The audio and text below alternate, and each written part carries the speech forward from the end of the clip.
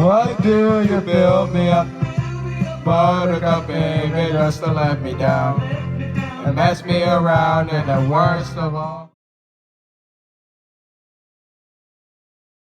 What is going on, guys? I am back with another park battle, and this is the first one I've done in a while, my first park battle of 2021, and this is officially my 10th park battle. And so, as you can see, to celebrate, I went all out. Dorney Park, my home park, is going to go against both Hersheypark and Knoebels in this park battle, because I figured, hey, why not make this park battle a bit crazy since, it's my 10th park battle. And so anyways, why not get started, my dudes?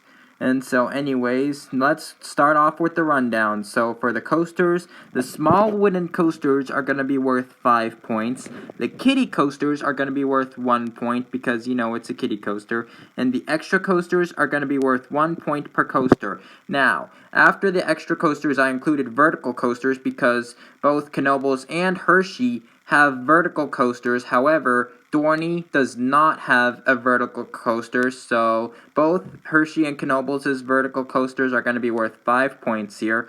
And now let's talk about the throw rides. The drop towers are going to be worth 5 points. The pendulum rides will be worth 4 points. And the other throw rides they have will be 1 point per ride. And as for the family rides, we have the wave swingers being worth 1 point and the flyers being worth 4 points. And the amount of rides you're allowed to be barefoot on, excluding water rides and kiddie flat rides, are going to be worth 10 points because I love my inverted earthing. It is my favorite part of going to an amusement park now. And so anyways, after that we have the park appearance, which is going to be worth 5 points. The night appearance, which is going to be worth 4 points because that's another cool aspect of an amusement park for me, is how it looks at night. And then we have the water park, which is going to be worth 7 points. The extras are going to be worth 1 point per attraction offered. The amount of coasters is going to be worth 5 points. And of course, the food is going to be worth 5 points. And so anyways, let's just get started with the small wooden coasters. Now we have Thunderhawk and Comet versus Phoenix. Now, Phoenix has some crazy airtime. It is the best out of all of those wooden coasters. You see, Thunderhawk is like plain rough and stuff. And hey, that rhymed. And so, anyways, we have Comet, which is a pretty smooth wooden coaster, and it has some good airtime. Don't get me wrong, but Phoenix, I feel like, is the best wooden coaster out of all of them. So it will be earning 5 points for this category because of the airtime it has, and it's just a good woody in general. And so anyways, moving on, we have the kiddie coasters, which are gonna be worth 1 point, to be honest. And so anyways, the score is now 1 to 6 because they all have kiddie coasters, and that's what matters. You gotta make the kids happy. And so anyways, now we have the Dorney Park and Hersheypark extra coasters. Now, Dorney Park and Hersheypark both have extra coasters that are unlike anything Knoebels has. So Dorney Park will be earning 4 points for this category, and Hersheypark will be earning 8 points. Now, that is a lot of points. And so anyways, now we have the vertical coaster section. No, not the vertical coaster section. I thought that part was coming already. Jeez. This is the Knoebels extra coaster section. Now, Knoebels has 3 extra coasters that are unlike anything Dorney Park and Hersheypark have, so they'll be earning 3 points, and Hersheypark and Knoebels are tied right now, as you can see. And so, anyways, moving on from there, we have the vertical section. Now, finally! I thought that section was coming earlier. Like, my gosh.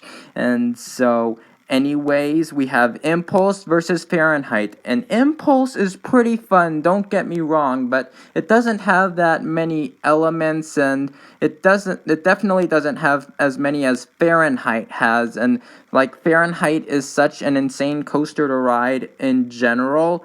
And so for that reason, I feel like Fahrenheit is a lot better than Impulse, and it's longer than Impulse too.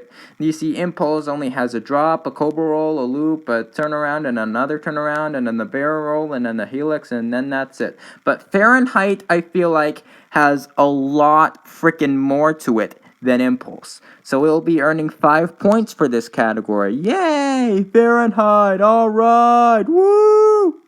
And so, anyways, now we have the drop towers, and Hersheypark has 3, including one that shoots you up and then drops you down. And this is the first system where you can choose which drop tower you want to ride. And let me get the video stratosphere going for you. Sorry about that. Sorry about not choosing autoplay. And so, anyways, Stratosphere is pretty cool. It like takes you to the top and then suddenly drops you, which is an aspect I like about Stratosphere. And Dominator's just like a basic drop tower, like the one side that shoots you up and one that shoots you down. You see that on almost any casual amusement park. And so, anyways, for having this system, Hersheypark will be earning 5 points for this category. And so, anyways, now we have the pendulum rides. Now, we have Revolution versus the Claw versus Fandango. And Fandango is like really fun. I mean, you get a lot of airtime on it, and it has seatbelts along with Revolution. But the Claw has no seatbelts at all. I just rediscovered that when I rode it at the end of last year with EB, my second time ever at Christmas Candy Lane, as you know, when I re-rode the Claw on like December 28th, 2020, I realized I'd forgotten that it had no seat belts, and that is a cool aspect about it because, Revolution has seat belts because Cedar Fair wants seat belts on everything, but the Claw absolutely has no seat belts at all, and it's just the most fun pendulum ride out of all of them. So Hersheypark will be earning 4 points for this category. Yay, the Claw! All right, woo! And so, anyways, moving on from there, we have the other thrill rides now.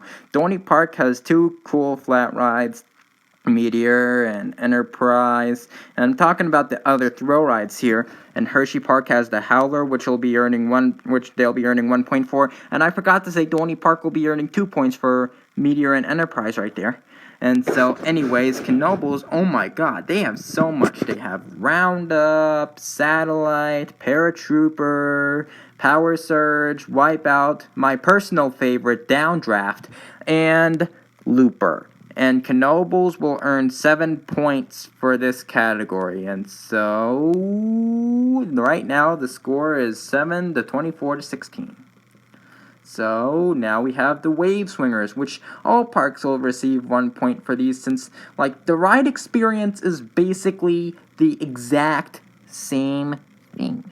And so, anyways, now we have the Flyers. Now, oh my god, I forgot.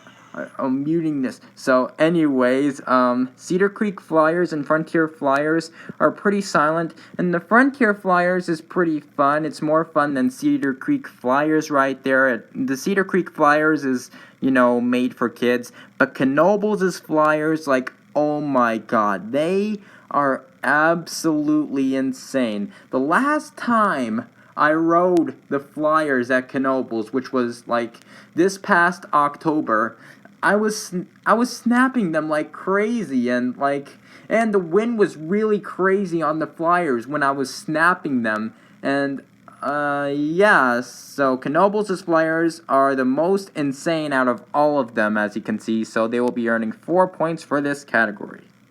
And so, anyways, now we have the amount of rides you're allowed to be barefoot on. And like I said, this is excluding the kiddie flat rides and water rides. And Dorney Park has a pretty solid amount of rides for that. They have 7. And Hersheypark and Knoebels have a solid amount for that. Solid amount of rides for that too. They both have 6. So Dorney Park, as you can see, has the most rides for earthing. So they will be earning 10 points for this category.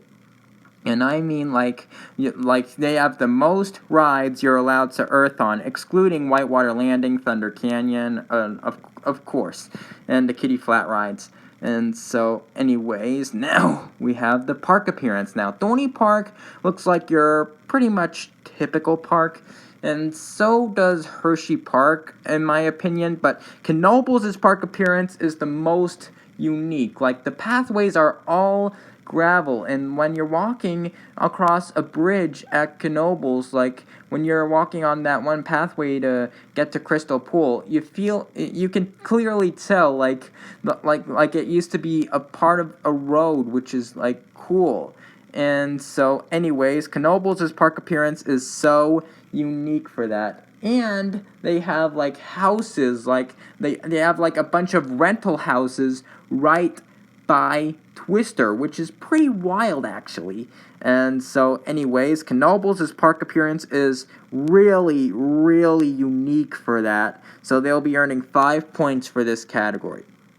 So anyways, now we have the night appearance, and Dorney Park and Knoebels' night appearances are pretty cool. Like I'm not gonna lie, like Knoebels' flat rides have some very nice lighting packages, but Hersheypark has the coolest night appearance out of all of them, in my opinion. Like, look at Skyrush at night and how its bright lights light up. Like, oh my god, I just love that. And so, anyways, Hersheypark's night appearance is always better when all the coasters are open. And so, anyways, they have the coolest night appearance, in my opinion, regardless of what time of year it is. And so, anyways, it's always better when all the coasters are open, though. And so, anyways, they will be earning 4 points. And so, anyways, now we have the water park. Now, Hershey's water park is a little bit more varied than Knoebels is here. Knoebels only has a pool and 2 freaking water slides. Like, what kind of a water park is that? But Hersheypark's is a little bit more varied. They have like a water slide complex, they've got a water coaster and a mat racer, and they've got like a kiddie play structure called East Coast Waterworks, which I've been on before, and it has some pretty insane slides on it. But Dorney Park, oh my god, it's the much more varied water park out of all of those parks. Like, oh my god, they have like a bunch of water slide complexes, 2 freaking wave pools, and a kiddie play structure, which they're getting a new one this year called Seaside Splashworks, as you know, and I'm looking forward to it. So they will be earning 7 points for this category. Yay, Dorney Park, alright, woo! And so, anyways, now we have the extra attractions. So Knoebels offers a campground, which I've been on like a million times before. Like before I stopped going there with my family. Like, I used to go to Knoebels with my family, as you know, and I've even been on their campgrounds myself. And like ever since I was ever since I was like a tiny tot, and like Knoebels' campgrounds are a nice feature. But then I stopped going there with my family in 2019 because of, you know, that thing that occurred. And so, anyways, what I'm trying to say is I've been on the campgrounds myself so many times, and it's such a cool feature, so they all receive a point for that. And also, Knoebels has a full-on golf course outside the park. You see, Knoebels offers a little bit more than just an amusement park. They offer a campground, as you just saw in the last slide, and they offer a big full-on golf course outside the park too. And this is great for like golf lovers and stuff. So they will get 1 point for that as well. And they also have a mini golf course in the park, which is cool. And so they will earn 1 point for that as well. And Hershey deserves the ultimate Hershey has the ultimate extra attraction. So let me get to the next slide here. Hersheypark offers Chocolate World right outside the park, which is like absolutely amazing for people who don't want to go in the park. And plus, it's a nice side attraction to visit, like after Hersheypark closes or whatever you're done with your visit. So Hersheypark will earn 1 point for Hershey's Chocolate World, and they also offer Zoo America, which is included with park admission, where you can go like see animals. So they'll be earning 1 point for that feature as well. And so anyways, now we have the amount of coasters. Now Dorney Park has a pretty good amount. They have 7 coasters, including Wild Mouse and Woodstock Express. And Hersheypark has 15, including the water coaster Breaker's Edge, and Knoebels has 6. So Hersheypark has way more coasters than any of those parks, so they will be earning 5 points here. And so anyways, now we have the food, which Knoebels is starting to catch up here because they have the best food out of any of those parks. Let me tell you my story to prove this. So I went to Knoebels for Hollow Fun Nights in October of 2020. Go check out that vlog if you haven't. And I had a cheesesteak from there, and which is the best cheesesteak I've ever had in my life. And Knoebels has the best food out of any of those parks, as I just said. I know that because of that freaking cheesesteak I had there when I went to Hollow Fun Nights. You see, Dorney Parks is just basic, chicken tenders, pizza. They do have a Chickies and Pete's though, so I'll give them credit for that. And Hersheypark has a Chick-fil-A, so I'll give him credit for that. So right now the score is 25 to 36 to 34, and Knoebels is just starting to catch up here, as you can see. And so anyways, the points have been calculated, and winning by 2 points against Knoebels and 11 points against Dorney is yay, Hersheypark! Alright! Woo! And so, anyways, congratulations goes to Hersheypark for winning this park battle. I knew you guys felt it was coming too, since Hershey's like the Cedar Point of Pennsylvania. And so, anyways, that concludes this park battle between Hersheypark, Dorney Park, and Knoebels. And again, congratulations goes to Hersheypark for winning this park battle. And make sure to reply to me your thoughts on this video and which park you think is better out of all 3 of them. And make sure to check out my merch store on Bonfire. I'll have a link in the description if you want some merch. And I strongly encourage you to buy some merch. And so, anyways, I will see you in the next